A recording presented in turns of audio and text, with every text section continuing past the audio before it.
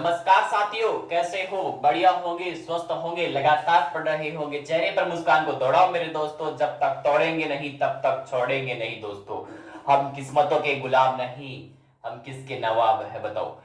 तो दोस्तों इसी क्रम में स्टार्ट करता हूं साइंस को। अगला टॉपिक डाइजेस्टिव सिस्टम चल रहा था और कह देना माँ तेरी पसीने की हर बूंद को मोती सा चमकाऊंगा, माँ तू सपने बड़े देखना पूरा करके तेरा शेर शेर नहीं दिखलाएगा। और मंजिल ने हौसलों से कहा तेरे बस की बात नहीं, हौसलों ने मंजिल की आंखों में आंखें डाल के बोला चल छुट्टी तेरी इतनी औकात नहीं। मंजिल को इसकी औकात दिखाएंगे दोस्तों। स्टार्ट करता हूं डाइजेस्टिव सिस्टम, पाचन तंत्र।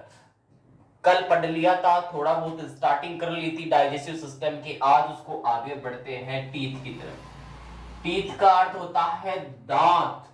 टीथ का अर्थ क्या होता है? दांत। ठीक है, सॉरी पहले टीथ नहीं लगाओ या माउथ लगाओ। माउथ लगाते हैं और स्टडी करते हैं माउथ। साइंस में डाइजेस्टिव सिस्टम वाला टॉपिक चल रहा था, उसमें लगाओ माउथ। माउथ मुंह है, इसका अर्थ क्या होता है? मुंह है होता है।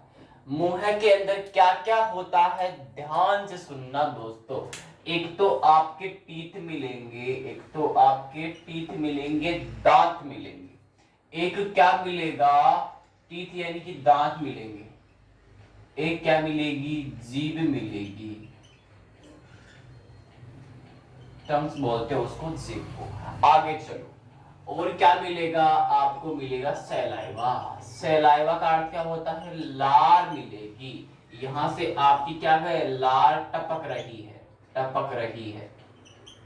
आपको क्या दिखा? लड्डू दिखा तो आपकी लार टपक गई। मुंह था, मुंह में सबसे पहले दांत के पास में जाएगा जो भी सामान होगा, फिर जाएगा जीभ के ऊपर स्वाद लेने के लिए, फिर उसको लार में लपेट लपेट के मारोगे आप। ध्यान से सुनना, स्टडी करते हैं सबसे पहले टीथ के बारे में। ध्यान से सुनना है टीथ के बारे में, ध्यान से सुनना। टीथ का अर्थ होता है दांत। यहां से क्या क्वेश्चन बनता है एग्जाम में? ध्यान से सुनना।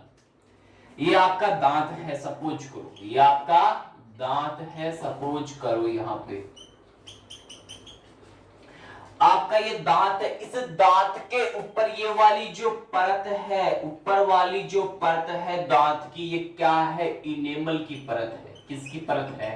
इनेमल की परत है। दांत के ऊपर किसकी परत है? इनेमल की परत है, ये वाली ऊपर वाली। अब ध्यान सुनना, इस इनेमल को पकड़ लो। यहां से किसको पकड़ लो? इनेमल को पकड़ लो। यहां तो आएगा नहीं, ऊपर लिखता हूं इसको।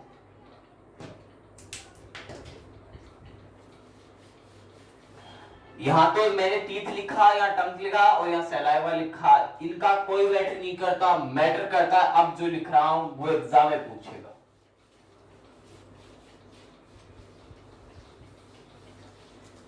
देखो भाई, क्वेश्चन क्या क्या बन सकता है, ध्यान से सुनना।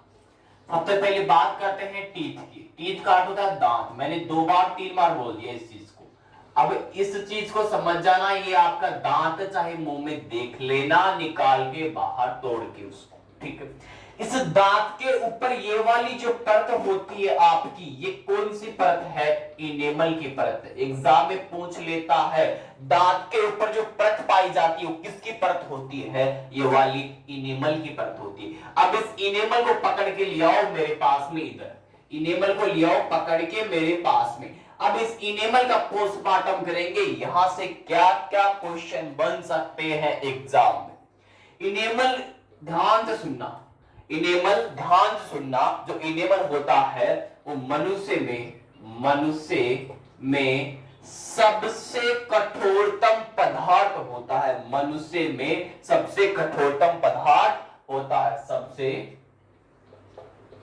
कठोरतम पदार्थ होता है। ध्यान से सुनना, इनेमल की परत होती है दांत के ऊपर। पूछ लेगा एग्जाम में, सर्वाइव कर जाओगे। लेकिन इनेमल के बारे में पूछे, आपको क्वेश्चन देगा मनुष्य में सबसे कठोरतम पदार्थ कौन सा होता है? इनेमल की परत होती है, दांत के ऊपर पाई जाती है। अगर आपकी इस इनेमल जो है, इनेमल की परत जो आपके दांत के ऊपर इनेमल की परत पाई जाती है, अगर इसके ऊपर क्या कर दी, इसको क्षतिग्रस्त कर दिया जाए, इसको ये क्षतिग्रस्त हो गई, मान लो सपोज करो क्या हो गई, ये क्षतिग्रस्त हो गई।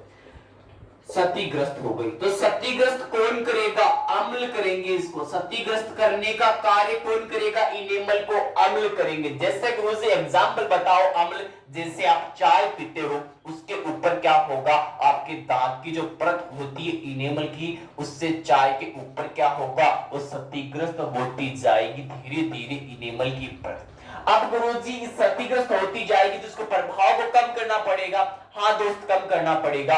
इसके प्रभाव को कम करने के लिए अपन को बेस की आवश्यकता होगी। अम्ल तो क्या कर रहा है? क्षतिग्रस्त कर रहा है, लेकिन उसको प्रभाव को कम करने के लिए बेस की आवश्यकता होगी। बेस में जैसे गुरुजी टूथपेस्ट होती है, जैसे उसको कोलगेट बोलते हो आप, तो अम्ल में जैसे मैंने लिखा चाय, अम्ल में मैंने क्या लिखा? चाय। अब इसको क्षतिग्रस्त के प्रभाव को कम करना, प्रभाव को कम करेंगे, इसके प्रभाव को कम करेंगे तो बेस की आवश्यकता होगी, क्षार की आवश्यकता होगी। क्षार में जैसे क्या होगा? आपकी टूथपेस्ट होगी, टूथपेस्ट बोल दो उसको, या कोलगेट बोल दो आप, तो सीधी सी बात है। कोलगेट की आवश्यकता होगी इसके बेस के यानी कि आपको जो प्रभाव है, किसका प्रभाव? इनेमल के ऊपर प्रभाव है अम्ल का, उसमें बेस की आवश्यकता होगी। बेस में क्या है? कोलगेट है, वो उसके प्रभाव को कम कर देगा, क्षतिग्रस्त होने नहीं देगा, रोक लेगा। तब ही तो आपके दांत के ऊपर इनेमल की परत क्षतिग्रस्त नहीं होती। अब चाय तो डेली पीते हो, क्या होगा? क्षतिग्रस्त करेगा, अम्ल होता है।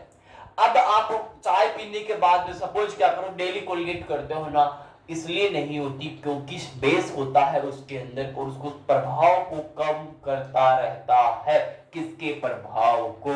याद रखना, ये चीज इनेमल इंपॉर्टेंट है जो मैंने लिखाया, एग्जाम में पूछ लेगा आपको कि इनेमल मनुष्य में सबसे कठोरतम पदार्थ होता है, लेकिन इनेमल को क्षतिग्रस्त करने का काम अम्ल का होता है, चाय का होता है। प्रभाव को कम करेंगे तो बेस की आवश्यकता होगी, आपको कोलगेट की आवश्यकता होगी। इतना याद रख लेना, एग्जाम में क्वेश्चन बाहर नहीं जाएगा। आगे चलो, आगे चलो। अब चलते हैं टीथ के फॉर्मूले के ऊपर। दोस्तों दांत कितने होते हैं? क्या फॉर्मूलाज होता है दांत का? हाँ, दांत का फॉर्मूला भी होता है, नहीं पढ़ा होगा आज पढ़ लेना। एनसीईआरटी में पढ़ा होगा ना, 9th में, 9th 8th में चलता है ये चीज, ठीक है? नहीं पढ़ा कोई बात नहीं, आज पढ़ लेना। ध्यान से सुनना, टीथ का फॉर्मूला, टीथ का फॉर्मूला नहीं पढ़ा कभी।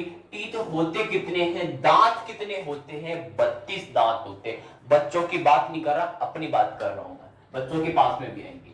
बच्चों में नहीं बता रहा, दांत होते हैं 32 दांत होते हैं, 32 दांत होते हैं। लेकिन मैंने क्या क्वेश्चन डाला? टीथ का फॉर्मूला, दांत का भी गुरुजी सूत्र होता है क्या कोई? हाँ होता है दोस्त, मैंने नहीं बनाया, ये साइंस का काम है। क्या होता है? 2 1 2 3 2 1 2 3 इंटू 2, 21 23 बटा 21 23 इंटू 2। गुरुजी है क्या ये चीज? अभी समझाता हूं, सर्वाइव करोगे एग्जाम में, अभी कहोगे गुरुजी याद हो गया। एग्जाम में फॉर्मूला पूछेगा, टीथ का फॉर्मूला बताओ, लेकिन उसमें अगर टीथ का फॉर्मूला बताओ ऐसा क्वेश्चन लिखा हुआ हो तो ये ऑप्शन मिल तो उसको टिक लगाना है। अगर बच्चों में टीथ का फॉर्मूला बता, वो भी आगे बात करेंगे, पहले नहीं बता सकता। अब ध्यान से सुनना, अभी बात करते हैं जो मेरे सामने आपको स्क्रीन पे दिख रहा है उसकी बात करते हैं। आराम से सुनना, इनको एक बार काउंट करो। 2 1 कितना हुआ? 3 और 2 कितना हुआ? 3 2 5, 5 और 3 कितना हुआ? 8 हुआ। तीनों को काउंट कर लिया मैंने, क्या बन गया? 8 बन गया। गुरुजी सेम है तो ये भी 8 बन गया। हाँ मेरे दोस्त 8 बन गया। ये तो होगा नीचे और ये होगा ऊपर। आपके मुंह में ऊपर वाले दांतों का फॉर्मूला ये है, नीचे वालों का दांत वाली सेम है दांत, लेकिन फॉर्मूला 21 23 अपॉन 21 23 होगा। एग्जाम में यही मिलेगा, ये नहीं मिलेगा, इंटू 2 नहीं लगाया होगा, मैंने समझाने के लिए बनाया है। 21 23 दांत का फॉर्मूला होगा, ठीक है? 8 तो ऊपर और 8 नीचे। ध्यान से सुनना, इन दोनों को ऐड करो, कितने हो गए? 16 हो गए, लेकिन गुणा 2 और है ना सामने, गुणा 2 रखो, कितने बन गए? 16 दूना 32। 32 दांत होते हैं आपके, क्या होते हैं 32 दांत, जो मैंने यहां लिख दिए 32 दांत होते हैं। मैंने इस फॉर्मूले से निकाल के बता दिया। दांत का फॉर्मूला 2123 अपॉन 2123 इंटू 2 होता है। इनको ऊपर वाले को नीचे वाले को काउंट करो, जो आता है उनको ऐड करके 2 से मल्टीप्लाई कर दो, जो भी आएगा 32 आएगा, वो क्या है आपके दांत की पूरी काउंटिंग है दोस्तों। अब एग्जाम में क्या क्वेश्चन करेगा, ध्यान से सुनना है। आपको ये पूछेगा, आपको पूछेगा ये वाला मोलर। ये मोलर क्या है, मोलर क्या है दांत के अंदर, ये दांत का जो क्या होता है लास्ट वाला हिस्सा, दांत में होता है, लास्ट होता है, लास्ट में होता है मोलर, लास्ट में होता है। ये लिखो मोलर लास्ट में होता है, उसको क्या बोलोगे, विजडम टीथ बोलोगे। क्या बोलोगे, wisdom teeth, WISDOMTEETH, wisdom teeth. Exam में क्वेश्चन क्या आता है, एक बार एसएससी ने मोलर लास्ट वाला जो दांत होता है उसको क्या बोलते हैं, एक एसएससी ने क्वेश्चन कर लिया, उसमें लिखा हुआ था मोलर, उसमें विजडम टीथ नहीं था, तो मोलर ही ऑप्शन में लिखे, तो मोलर ही करना है। लास्ट में होता उसको विजडम टीथ बोलोगे। अगर ये नहीं हो तो ये मिलेगा, दोनों नहीं मिल सकते, डाटा इनसफिशिएंट होगा फिर उस जगह पे, ठीक है। मोलर लास्ट में होता है, उसको विजडम टीथ बोलते हैं। इंपॉर्टेंट है, एग्जाम में सर्वाइव करने से पहले सोच लेना इस चीज को। आगे चलो, अभी दांत की पूरी बोई बना के एक एक बता रहा हूं दांत में, ध्यान से सुनना। अब समझने की चीज है, एग्जाम में क्या क्वेश्चन बनेगा, इंपॉर्टेंट है।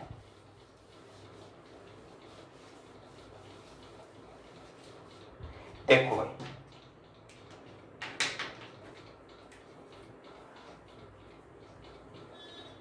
आपके दांत की जो संरचना है मुंह में वो बना रहा हूं, ध्यान से सुनना।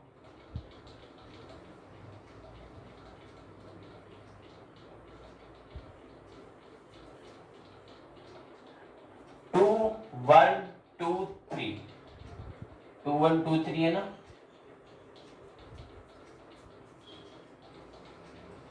ये आपकी दांत वाली संरचना बन गई, 2 1 2 3, ये दांत का फॉर्मूला था।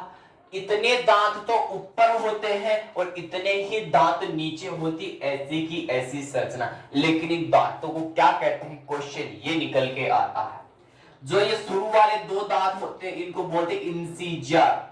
क्या बोलोगे, इनको बोलते हैं इंसीजर। गुरुजी होते कौन से हैं, ये आपके सामने वाले जो 2 दांत है ना, इनको बोलते हैं इंसीजर। सामने वाले 2 दांतों को इंसीजर कहते हैं।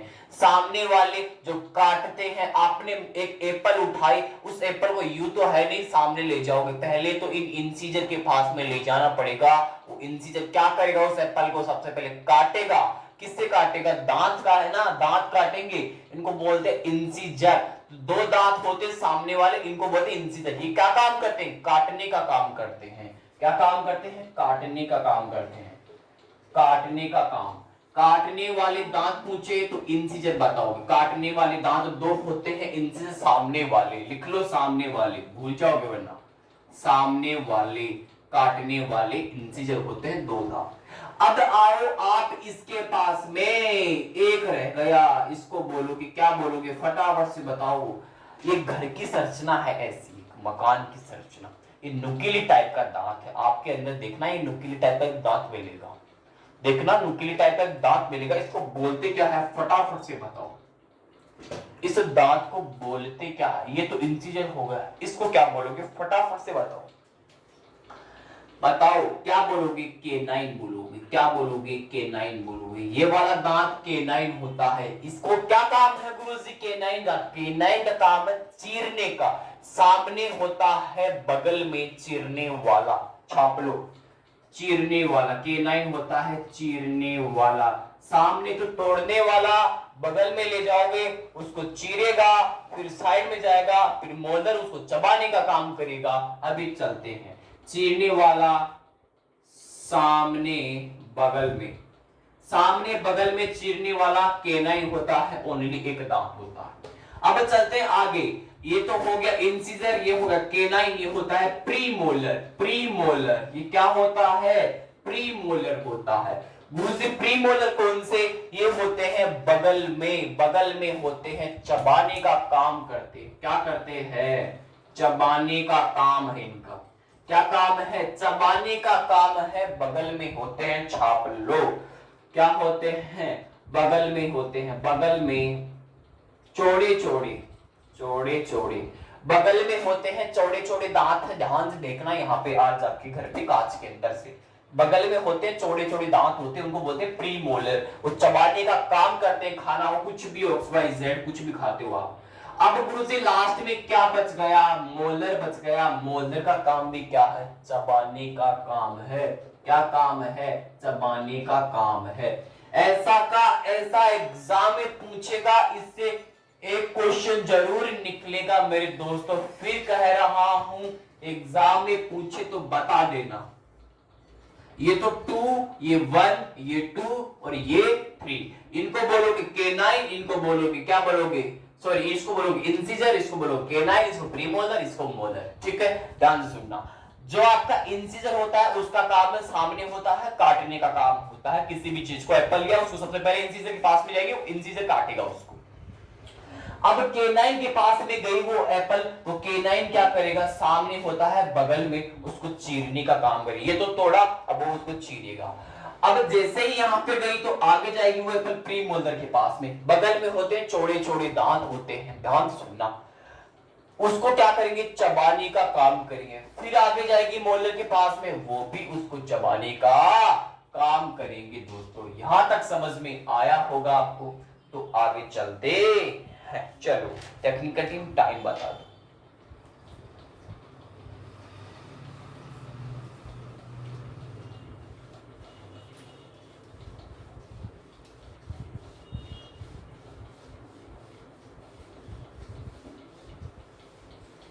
चलो रे भाई, 16।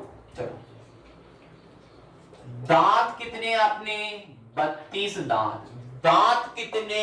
32 दांत होते हैं। दांत कितने? 32 होते हैं। हाँ, तो मैं बता रहा था, स्टार्ट करो, चल रहा था अपना। दांत होते हैं 32। क्या होते हैं? दांत होते हैं 32 दोस्तों। अब पता चला कि दांतों के भाग पूछ लिया एग्जाम में। दांतों के भाग पूछ लिया एग्जाम में, क्या बताओगे? भाग होते हैं 4। एग्जाम में पूछ लेगा दांतों के भाग कितने? 4। दांत कितने? 32। तो 32/4 कर दो इसको एक बार। 32/4 कर दो, कितना आ जाएगा? 8 आ जाएगा। तो याद रखना, एक भाग में दांत होते हैं 8, दूसरे भाग में दांत 8, तीसरे भाग में दांत 8, चौथे भाग में दांत 8। 8 8 16, 8 8 16, दोनों को ऐड करो, कितना बन गया? 32 बन गया। तो याद रखना, एक भाग में 8 दांत, यानी कि 2 भाग तो ऊपर, 2 भाग ऊपर होते हैं और 2 भाग नीचे होते हैं। याद रखने की बात है, 2 भाग तो ऊपर होंगे दांतों के, 2 भाग नीचे होंगे। एक भाग में 8 दांत, 2 भागों में 16, 4 भागों में 32, यानी कि 16 दांत ऊपर और 16 दांत नीचे होते हैं। आपको इससे जरूर एक क्वेश्चन मिल जाएगा, वो मिले चाहे भाग से ही रिलेटेड मिले, मैंने बता दिया, आपको याद रखने की बात है। आगे चलो, अब चलते हैं बच्चों में दूध के दांत। बच्चों में दूध के दांत। आगे देखो भैया, बच्चों में दूध के दांत। बच्चों में दूध के दांत कितने होते हैं? बच्चों 20 होते हैं। बच्चों के दांत कितने होते हैं? दूध वाले बच्चों में दांत होते हैं 20, लेकिन वयस्कों में पूछ ली तो कितने होते हैं? 32 होते हैं, याद रखना है। मैंने कितने बताए? बच्चों में दूध के दांत बताए 20, आपको अभी सुना होगा आपने। और बच्चों में दूध के दांत 20 बताए। वयस्कों में मैंने कितने बताए? 32 बताए थे। अब दूसरे बच्चों में दूध की दांत का फॉर्मूला 2102 मल्टीप्लाई 2, और वयस्कों में कितना बताया था मैंने 2123 मल्टीप्लाई 2, दोनों में डिफरेंस है बेटा, दोनों में डिफरेंस है 2102 बाई 2102 मल्टीप्लाई 2, और ये तो बताया वयस्क के अंदर, ये बताया बच्चों के अंदर। पढ़ रहे हैं बच्चों वाला, इसको काम में लेने की आवश्यकता नहीं है, इसको पढ़ लिया, इसको समझेंगे, ध्यान से सुनना। 2102 मल्टीप्लाई 2, 20 कैसे बना, जैसे अभी 32 बना के बताया मैंने वैसे बताऊंगा, ध्यान से सुनना। 2 + 1 3 + 0 3 + 2 5 होगा, ऊपर 5, नीचे भी as it is same values, तो 5 होगा, ऊपर 5 नीचे 5, दोनों को ऐड किया 10, इधर 2 है तो गुणा कर दो 20 बन गया, तो 20 दांत होते हैं बच्चों में दूधों वाले। अब गुरुजी आप तो मैं बना के बताओ, ये लो मैं बना के बता देता हूं आपको। ये तो बताया मैंने K9 बताया, 2 1 बताया, ये वाला कौन सा, ये तो क्या बोला इंटीजर, ये K9 बन गया। अब आगे 2 बना दो, आगे 3 बना दो आगे, ठीक है, ऐसा कैसा। ये तो मैंने बताया कि वो इंटीजर है, मैंने बताया इंटीजर है। ये क्या बताया K9 है, K9, ये तो K9, ये इंटीजर। नीचे वाले दोनों कौन से है, K9 हो गया, इंटीजर हो गया, ये हो गया प्रीमोलर, ये क्या हो गया मोलर। एक समझ में आ रहा लिखा हुआ, मैं दोबारा से सही लिख देता हूं। ये तो इंटीजर हो गया, ये K9 हो गया, ये प्रीमोलर हो गया, और ये मोलर हो गया। ध्यान से सुना, अरे भैया पीछे बना दे, उसको आराम से देख लेना, मैं बता रहा हूं। फॉर्मूला क्या बताया बच्चों में 2102। गुरुजी आपने ये फॉर्मूला बताया, लेकिन दांत तो ज्यादा आ रहे, यहां तो 2 सही है, 1 भी सही है, लेकिन 0 तो यहां 2 आ रहे। मेरे दोस्तों बच्चों के अंदर दांत 20 बताए हैं मैंने, तो याद रखना प्रीमोलर होता ही नहीं है बच्चों में, प्रीमोलर नहीं होता है।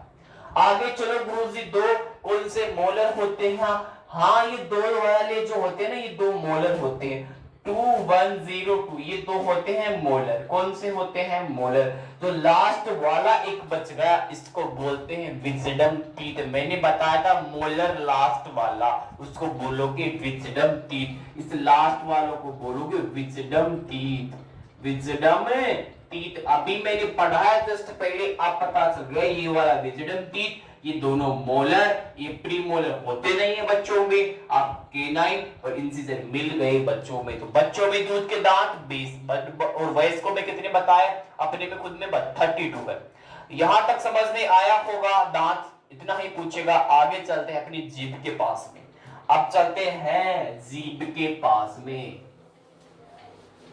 ध्यान से सुनना है, एग्जाम में क्वेश्चन कर लेता है यहां से, लेकिन सरवाइव करने से पहले एग्जाम में 3 बार सोच लेना कि क्वेश्चन वाला क्या कह रहा है।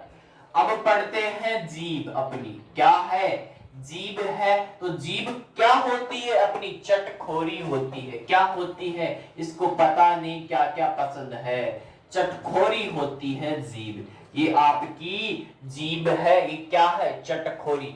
अब आज पता चलेगा आगे वाला भाग तो जीभ का क्या काम करता है। जीभ के ऊपर जैसे ही आप आगे कुछ रखोगे, आगे जब कुछ रखोगे जीभ पे, तो आपको खट्टापन महसूस होगा, खट्टापन महसूस होगा। क्या महसूस होगा, आगे वाले पार्ट के ऊपर तो खट्टापन महसूस होगा। जैसे ही बगल वाले पार्ट पे कुछ रखोगे, इधर वाला जो पार्ट है इसको बोलते हैं बगल वाला, इस बगल वाले पे रखोगे तो कैसा महसूस होगा, आपको बताओ फटाफट से, इस पे महसूस कैसा होगा।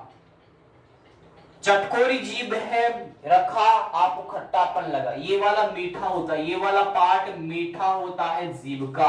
और जैसे आप टेबलेट लेते हो, पता होगा टेबलेट को आप आगे रखते हो, यहाँ पे रखते हो और आपको कड़वी लगती है, तो ये वाला भाग कड़वापन होता है, कड़वापन। और ये कौन सा होता है, फटाफट से बताओ। आप नमकीन वगैरह खाते हो, तीखी चीजें खाते हो, तेल वगैरह की, तो आप साइड में, आप तो है नहीं यहाँ पे रख के खाते हो, यहाँ पे रख के खाते हो, मजा आता है, तो वो क्या है, तीखापन है, तीखापन। जीभ का आगे वाला भाग खट्टापन महसूस करवाएगा, बगल वाला तीखापन, बीच वाला मीठा, लास्ट वाला कड़वापन। याद रखना एग्जाम में यहां से क्वेश्चन कर सकता है, मीठा कौन सा, तीखा कौन सा, कड़वा कौन सा और खट्टा कौन सा। मैंने बता दिया, चटखोरी जीव को बता दिया। आगे चलते हैं दोस्तों, आगे चलते हैं। अब मैंने बात कर ली आपसे, एक तो टीथ के बारे में कर ली, एक जीभ के बारे में बात कर ली, माउथ के बारे में बात कर रहे थे एक, और दोनों के बारे में बात कर लिया। अब बच गया 3 नंबर लार, आपका जो सैलाइवा है, इसके बारे में बात करेंगे कल। अभी दोनों के लिए इतना ही, बाकी देश दुनिया की जितनी भी आपको जहां से भी कुछ मिले वहां से इकट्ठा कीजिएगा, ग्रहण कीजिएगा, लेकिन काम की चीज, फालतू बातें नहीं। अभी तो दोनों के दोनों को मैंने पढ़ा दिया, अब लार पढ़ेंगे कल, सैलाइवा। अभी चलते हैं केरल के राज्य दर्शन, जो थोड़ा बहुत राज्य दर्शन भी पढ़ लेते हैं। देखो भैया,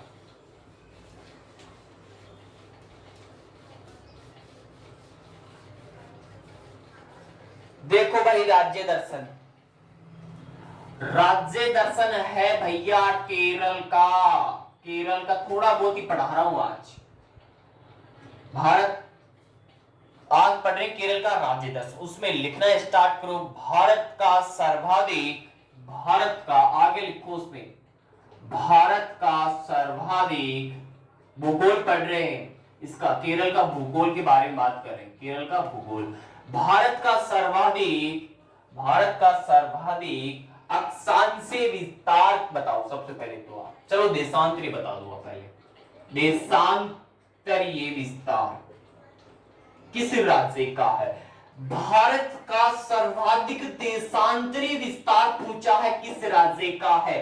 और आपको अक्षांशीय विस्तार पूछ लिया जाए तो क्या बताओगे किस राज्य का है? अगर आपको अक्षांशीय विस्तार लंबाई में पूछता है, लंबाई में अक्षांशीय विस्तार केरल का है, याद रखना केरल का है लंबाई में अक्षांशीय विस्तार। अगर आपको चौड़ाई में पूछता है भारत का सर्वाधिक देशांतरीय विस्तार, वो आएगा उत्तर प्रदेश। किसका आएगा? यूपी का आएगा, उत्तर प्रदेश का आएगा। दोनों क्वेश्चन अलग अलग है, लेकिन माँ बाप के सपने को पूरा करने वाले क्वेश्चन है। और माँ तेरी पसीने की हर बूंद को मोती सा चमकाऊंगा, माँ तो सपने बड़े देखना, पूरा करके के बाद तेरा सिर से नहीं दिखलाएगा, इस पेपर की खोपड़ी में छेद करके आएगा। ध्यान से सुनना, भारत का सर्वाधिक देशांतरीय विस्तार उत्तर प्रदेश के साथ, चौड़ाई के साथ बताया मैंने। लंबाई के साथ में अक्षांश विस्तार पूछे वो केरल का आएगा, याद रखने की बात है। आगे चलो, आगे चलो। Periyar national park, Periyar national park कहां पे स्थित है बताओ? केरल में स्थित है, छाप लो, एग्जाम में पूछेगा पेरियार नेशनल पार्क कहां पे है। और एक नेशनल पार्क और है साइलेंट वैली नेशनल पार्क, उसको भी छाप लो। साइलेंट वैली नेशनल पार्क, ये भी कहां पे है? ये भी कहां पे है? केरल में है। साइलेंट वैली, पेरियार दोनों के दोनों केरल राज्य में स्थित है। आगे चलो,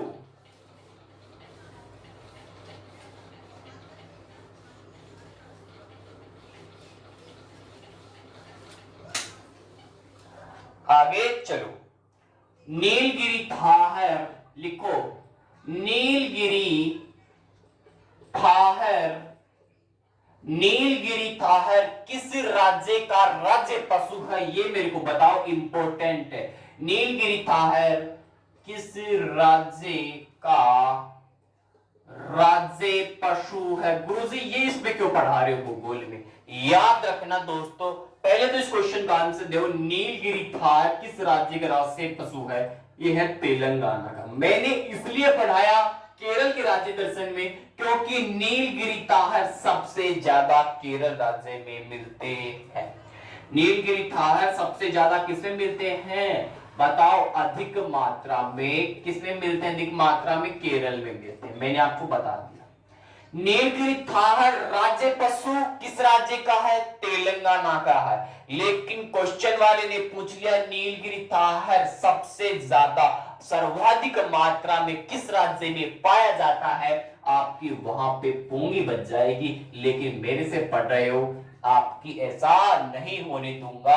सबसे ज्यादा नीलगिरी ताहर केरल में मिलता है और राज्य पशु तेलंगाना का है। याद रखना, बिल्कुल कतई से कतई जो क्वेश्चन है।